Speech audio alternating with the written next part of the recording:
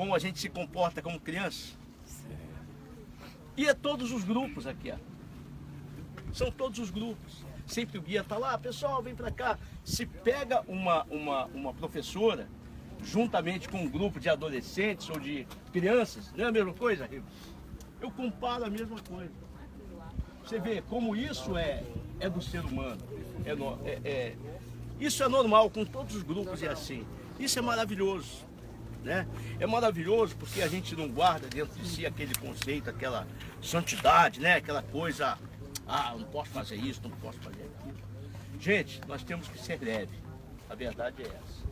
Por falar em ser leve, eu quero lembrar esse local aqui, como ela falou sobre os judeus, e eu quero lembrar sobre os cristãos.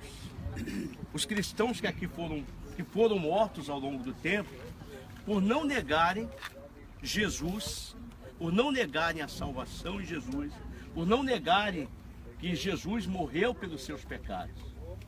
E aqui nesse lugar, não há nada melhor para lembrar de um homem chamado Cornélio. Cornélio, você sabe que ele morava aqui. Nós estávamos ontem lá na casa de Simão Curtidor, onde Pedro teve aquela revelação que ele deveria matar os quadrúpedes e comer. E viu um talit, conforme a Riva explicou, não tinha lenço naquela época, lençol, então era um talit que falava para ele, mata e come.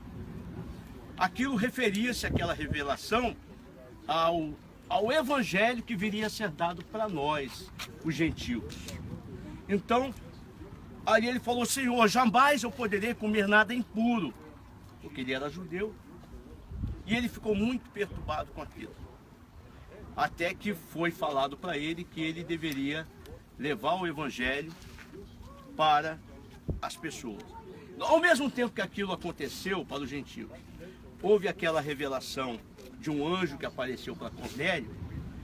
Cornélio era um homem bom, um homem temente a Deus, gentil, mas ele observava a lei dos judeus. Ele era atento para as leis dos judeus.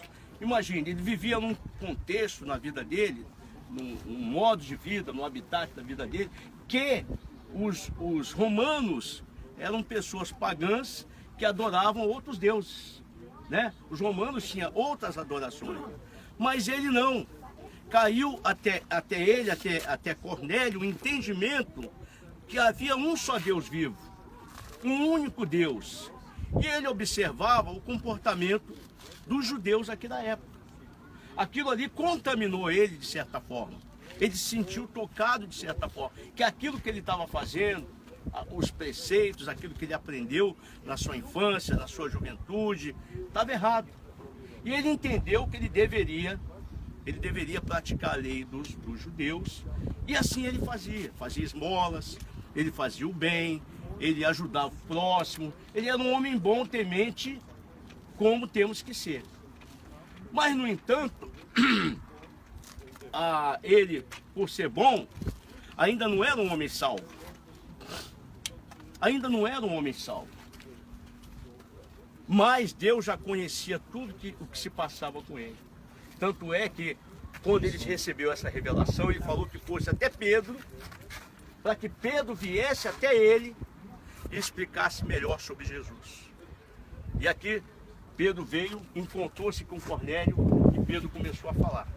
Começou a pregar, falou sobre Jesus, que Jesus havia dado a vida por nós, que Jesus era o único Salvador, que ele contou toda a história e falou sobre o batismo nas águas.